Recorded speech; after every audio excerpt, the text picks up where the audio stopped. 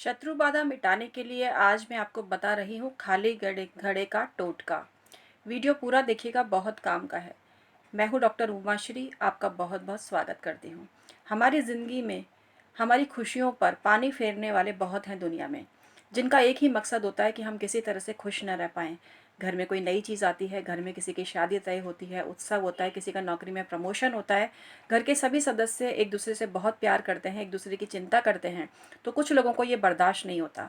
कुछ लोग चाहते हैं कि क्यों इनके घर में खुशी है, क्यों ये लोग इतना खुश रहते हैं, क्यों ये लोग इतनी तरक्की कर रहे हैं। बस उनकी छाती पर सांप लौटना शुरू, और वो ऐसे उपाय करना चालू कर देते हैं कि आपको बर्बादी के कगार पर लेकर आ जाते हैं।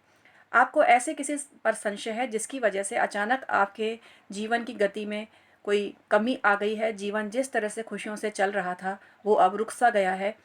कहीं न कहीं कोई जंजाल आपको नज़र आ रहा है कि किसी सदस्य का स्वभाव बदल गया है, घर में कोई काम अचानक से बनते-बनते रुक गया है, तो आपको समझ लेना चाहिए कि कोई शत्रु आप पर पैनी नज़र जमाए हुए है और आपको बर्बाद करने में लगा है।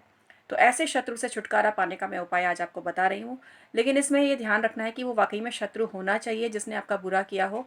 बिना बात ही एक्सपेरिमेंट करने के लिए ये प्रयोग भूल कर भी ना करें, क्योंकि जो मनुष्य सच्चा होगा उस पर ये प्रयोग बिल्कुल भी काम नहीं करेगा और कई बार लेने के देने भी पड़ जाते हैं।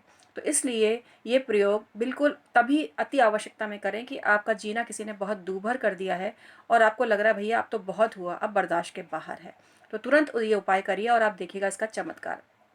आपको लेना है एक खाली घड़ा छोटा-सा ढक्कन के साथ में, और आपको एक सफ़ेद कागज़ लेना है। सफ़ेद कागज़ पर उस शत्रु का नाम लिखना है और उसके चारों तरफ आपको एक क्रॉस, क्रॉस, क्रॉस करके एक दीवार बनानी है, लेकिन वो क्रॉस, क्रॉस, क्रॉस के द्वारा बनी हुई दीवार होनी चाहिए। उसका नाम लिख लीजिए आप, उसके बाद में नाम आपको लिखना है कोयले से, या फिर जो घड़े की ये जो घड़े की क्या ये जो ईंट होती है ना, ईंट ईंट का जो टुकड़ा होता है उससे आपको लिखना है। ईंट के टुकड़े से लिखो तो मंगलवार को लिखना, और अगर कोयले से लिखो तो शनिवार के दिन लिखना। रविवार को भी आप लिख सकते हो। शत्रु बाधा निवारण के लिए ये 3 दिन बहुत अच्छे माने गए हैं, इसमें भी मंगलवार और रविवार बहुत अच्छे माने गए हैं। लिखते समय आपका मुख जो है दक्षिण दिशा की तरफ होना चाहिए। शत्रु का मर्दन करने के लिए दक्षिण दिशा की तरफ लिखकर जो भी काम किया जाता है वो बहुत ही प्रभावी होता है। उसको आप लिख लीजिए। इसके बाद आपको ऑल पिन लेनी है। ऑल पिन लेके और आप शत्रु का जहाँ नाम लिखा है उस पर 7 ऑल पिन आप चुभा दीजिए।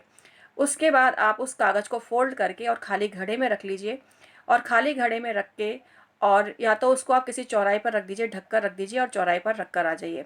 आपको लगता है कि उसको कोई खोल कर देख सकता है तो उसके ऊपर एक लाल रंग का सिंदूर टाइप मल दीजिए, जिससे कि कोई, और उसको चिपका दीजिए जिससे कि कोई ईज़िली उसको खोल ना सके।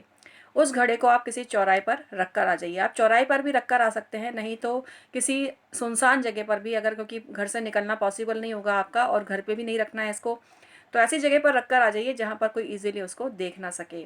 घर आकर आपको स्नान कर लेना है। बस हो गया शत्रु का कबाड़ा, क्योंकि ज़रूरी होता है ऐसे लोगों का कबाड़ा करना जो कि दूसरों का हमेशा बुरा चाहते हैं, दूसरों को खुश देखकर खुश नहीं होते हैं। लेकिन याद रखना, किसी ईमानदार व्यक्ति पर, किसी सत्कर्म वाले पुरुष या महिला पर जो बहुत ही पूजा पाठी है और अपने काम में मगन रहते हैं, उन पर ये काम भूल कर भी प्रयोग मत करना, वरना यह प्रयोग वापस लौट कर भी आ सकता है। जिसने वाकई में आपको सताया हो उसके निमित्त आप प्रयोग करें, क्योंकि कई लोग ऐसे होते हैं खुद दूसरों का पैसा खा लेते हैं और फिर वही दूसरों पर प्रयोग करते हैं। ऐसे बहुत से लोग हैं, तो ऐसे प्रयोग निष्फल होते हैं, बल्कि उन पर ही दोहरी मार पड़ती है, क्योंकि जिसने गलत काम किया है भुगतेगा तो वही।